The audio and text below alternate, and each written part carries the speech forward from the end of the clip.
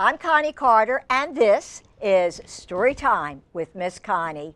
Welcome, everybody, and it's a pleasure having everybody out there. I hope all you kids are ready for a wonderful show today. We've got some great books to read for you, and we have a special guest. His name is Carter, and he's my co-host today. Welcome, Carter. What should I say? You should say hi and... Oh, hi. Oh, hi. My name is Carter, and I'm 8 years old. Mm-hmm. And I will be reading to you today. Isn't that special? Yeah, it is very special. It's fun. It's fun. It is fun. Yes, I've been reading to everybody out there for a few months, and everybody has loved it. And as we read these books, we are going to let them know what they are, so that if they really want to read them again, they can go to the library and check them out and read them at home. And these books were picked out special for us by, do you know who? Chloe. Chloe. Mm-hmm. And who is Chloe? Who's Chloe cousin? to you? Yeah, she's your cousin. She is my cousin. Yes, and Carter is actually my grandson. Isn't that special? Uh-huh. Yes, that is and very Chloe is special. my granddaughter. So Chloe and Carter are cousins. So she has been able to go and pick out the books for us, and she knows exactly what I like to read and what you like to read, right? And I hope all of you kids out there will have a great time with this story time today. I know. I do too. This is going to be fun. Okay, so why don't I read the first book, and you get ready to read yours, because I'm going to read mine, and this is called I Am the Dog. There's I Am the Dog. And this is by Daniel Pinkwater, illustrated by Jack Davis. So, let's see. Shall we see what the first one is? Let's see. Here we go. This is fun. I Am the Dog. I like that one right off the bat. I like that title. Okay, it says, I am Jacob. Look at that. Big face. My dog is Max. I love Max with his big old smile. Doesn't he have a big old smile, Carter? He has. Big old smile. A very good smile, too. I know. Oh, yeah. He must brush his teeth every night. What do you think? Uh-huh. One night, we decided to change places. Ooh, that sounds interesting. What do you say, Max? Tomorrow you can be me, and I will be you. Max liked the idea.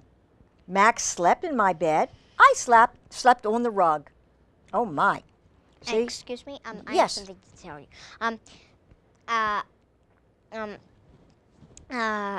Wait, can I see that book? Sure, you can see that. There you go.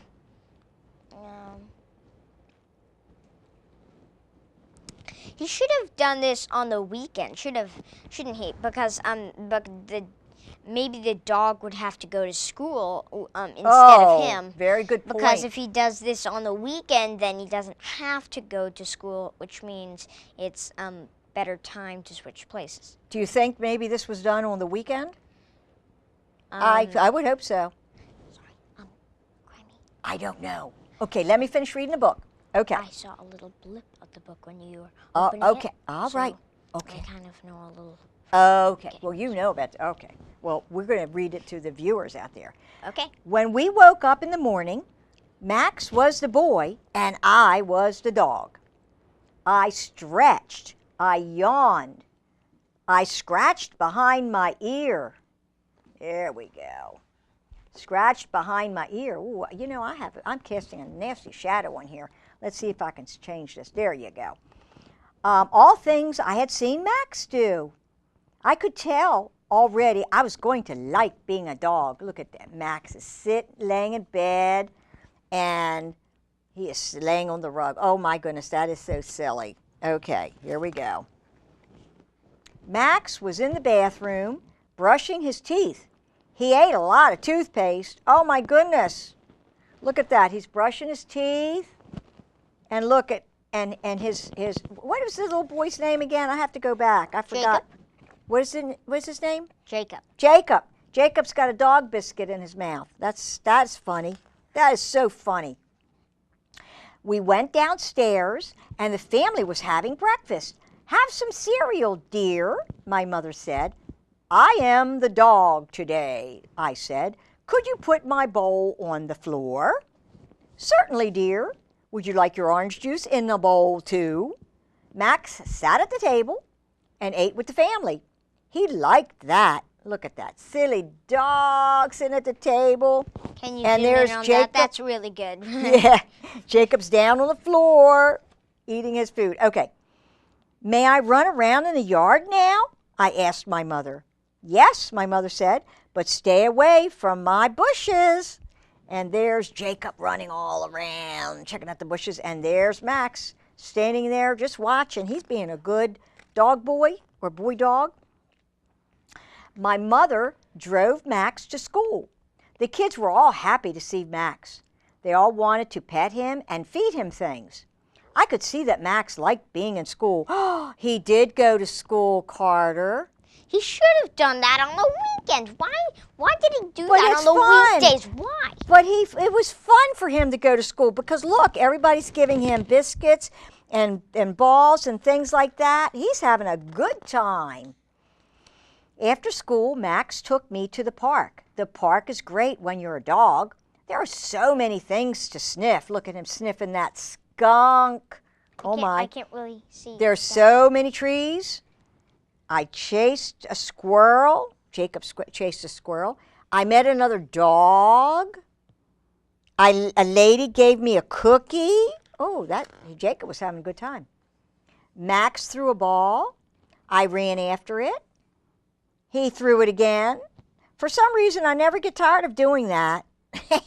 He threw it again. I ran after it again. I ran after it again.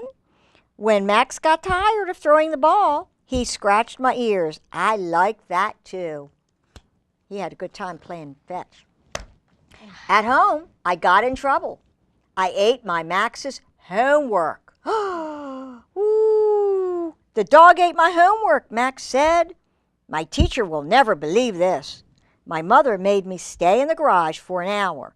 Max got to play video games. Oh my goodness. Max played video games? I know, that seems hard to believe, doesn't it? Yeah, hard to believe. How can a dog, well, first of all, I know how this is a fiction story because dogs, I know they have feelings and everything, but don't exactly know what to do in a video game. So I know. Of course, a fiction. But yes, you're right, this is fiction. My father came home. I was happy to see him. I jumped up. I kissed his face. Look, Jacob, you get kibble for supper. I love kibble. I love kibble. I love kibble. I could eat kibble every day for the rest of my life. I don't even know what kibble is, but I love kibble. Max had spaghetti and meatballs. He liked it. Oh, for heaven's sake. After supper, I felt like running around the yard again. Look at that. Jacob is running all around the yard, and Max is relaxing on the recliner. In the evening, the family was together in the living room. My father sat in the armchair. He watched TV, and my mother read a book. Max had to do his homework over again. I snoozed. I was happy. Wow, that's got to be interesting. That night, I slept in my bed, and Max slept on his rug. When we woke up in the morning, Max was the dog again, and I was the boy. That's how things are supposed to be. But both of us had learned something. What do you think they learned?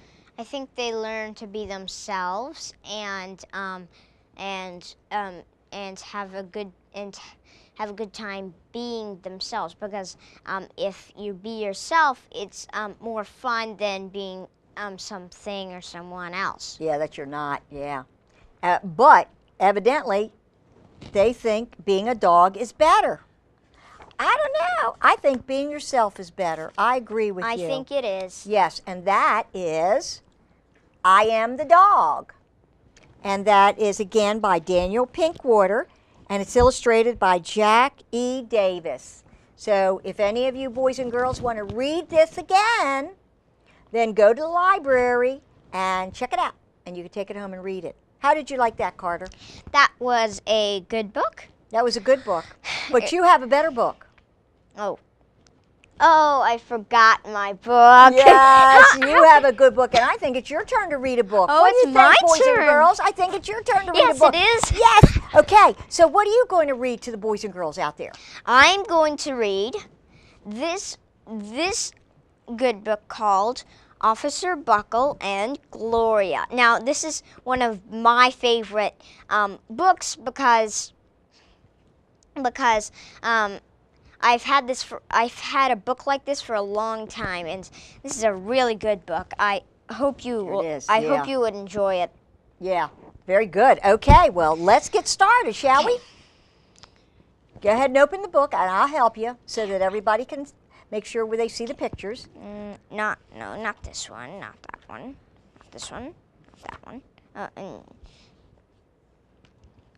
Okay, the first page. Oh, wait a minute. Here's the first page. Let's get to the first page so they can watch. There we go. All righty. There you go. So Do you everybody see can anything? see it. Okay. You got it. Okay, you see. So Officer Buckle knew more safety tips than anyone else in Napville. Pause for a second. Oh, sorry, later. Let me start again. Okay, please? Okay. Yes. Officer Buckle knew more safety tips than anyone in Napville. Every time he thought of a new one, he thumbtacked it to his bulletin board. Safety tip number 77. Never stand on a swivel chair. And look what he broke his own safety rule. He was standing on a swivel chair to get up there. That's why he wrote that safety tip, because he realized that you don't stand on a swivel chair.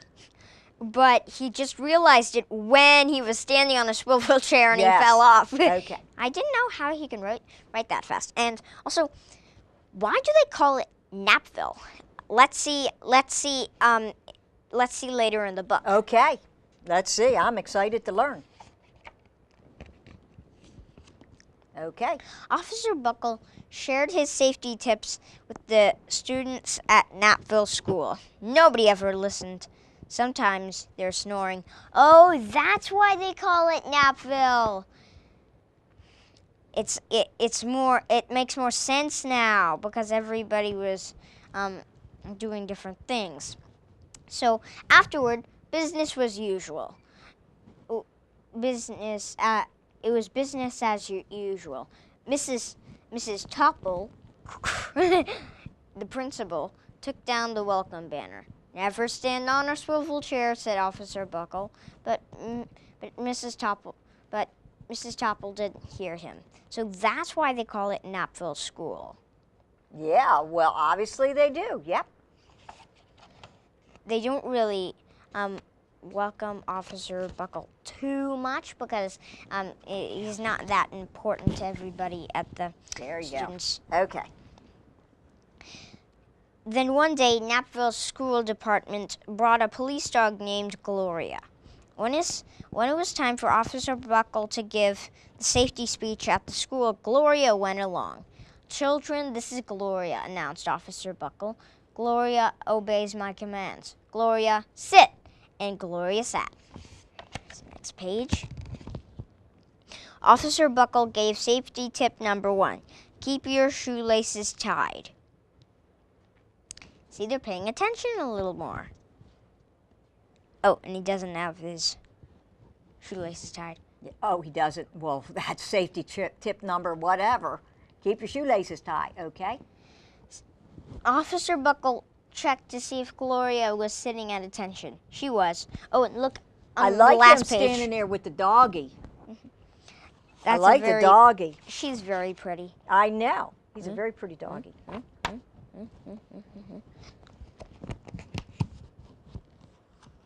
Safety tip number 2, Officer Buckle. Always wipe up spills before someone slips and falls. The children's eyes popped. Not actually. Officer Buckle checked on Gloria again. Good dog, he said. Officer Buckle thought of a safety tip he had discovered that morning. It was the swivel chair one. Oh, was a swivel chair. Okay. I'm sorry that I accidentally spoke too soon. Oh, it's not that one. Leave a thumbtack where. Never leave a thumbtack where you might sit on it. The audience roared. I guess so. Wow, that would They hurt. were all looking at Gloria that was jumping up into the air. Oh. Gloria's the doggy. I didn't know Gloria was a doggy. I just got that. Officer Buckle grins. He said the rest of the tips with plenty of expression. The children clapped their hands and cheered. Some of them laughed until they cried. Officer Buckle was surprised. He had never noticed how funny safety tips could be. After this safety speech, there wasn't a single accident.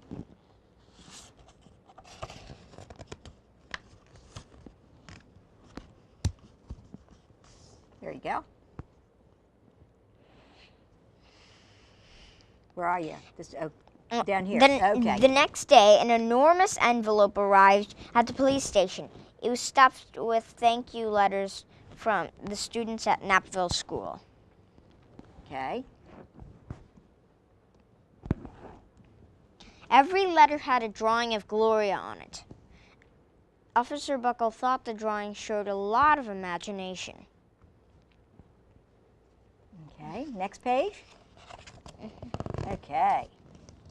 Doing very well, Carter. Okay. His favorite letter was written on a star-shaped piece of paper. It said, "You and Gloria make a good team. Your friend, Claire. P.S. I always wear a crash helmet. Safety tip number 7." Officer Buckle was thumbtacking Claire's letter to his bulletin board when the phone started ringing. Grade schools, high schools, and daycare centers were calling about the safety speech. "Officer Buckle," they said, "our students want to hear your safety tips, and please bring along that police dog." I guess Gloria is very popular. I guess so. She's very pretty. Okay. She's a good dog. Officer Buckle told his safety tips to 113 schools. Everywhere he and Gloria went, the children sat up and listened. After every speech, Officer Buckle took Gloria out for ice cream. Officer Buckle loved having a buddy. Oh, I forgot. If you see there, right there. If right here, Gloria is writing autographs, which a regular dog wouldn't do to all of the kids. And you see silly. that little no sign right there? Yeah. That's Claire. Okay. That's her crash helmet. Oh, okay. Very good. That's how you know that it's her. Oh, okay. Here's the next page. Very good. You're doing great. Then one day, a television news team videotaped Officer Buckle in the Stage College auditorium. Wait, okay, so the next page. Yeah, next page. Go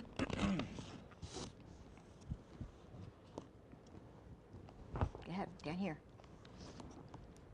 When he finished safety tip number 99, don't go swimming during electrical storms, the students jumped up to their feet and applauded. "Bravo, bravo," they cheered. Officer Buckle bowed again and again. Oh, and there's some part that there isn't on there. Again, and again, and again, and again, and again. I think he bowed a lot of times. So, I guess he did. That night, Officer Buckle watched himself on the 10 o'clock news. And here's a mirror. And then he was saying, "Ah!" And as Gloria was pretending that up in the screen, that's what it was showing there.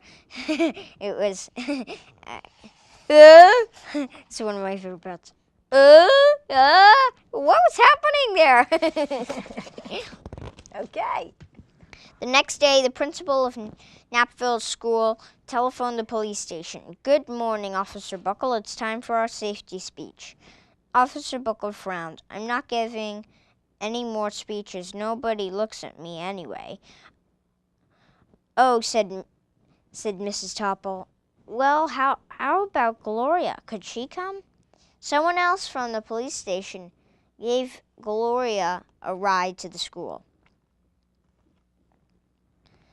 Gloria sat on stage looking lonely. Then she fell asleep. So did the audience. After Gloria left, Knapville School had its biggest accident ever. And it's not really an accident, it's more like an incident because it's way bigger. So let's get back to the book, okay? Okay, let's get back to the book. It started with a puddle of banana pudding. Splat, splatter, sploosh! Everybody slid smack into Mrs. Topple, who screamed and let go of her hammer. Oh, and there's Claire right there. Okay. That's very funny. Mm-hmm.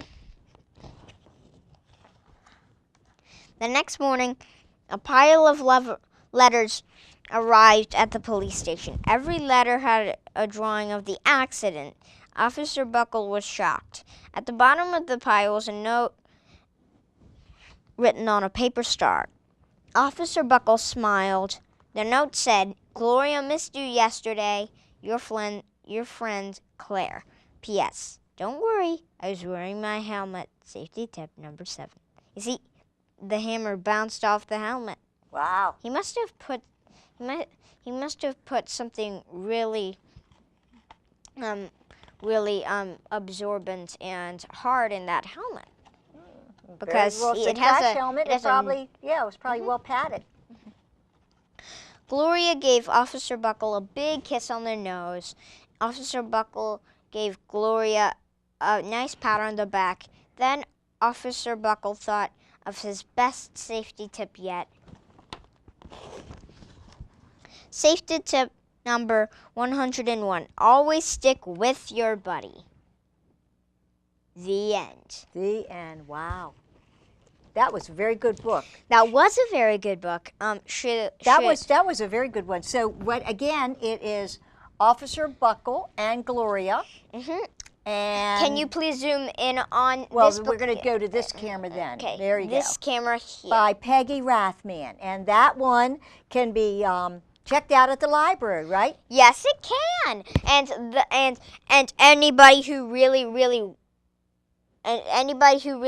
wants to read this book again, because it's such a funny and nice book, you can check it out at your local library around you. There you go. Very good.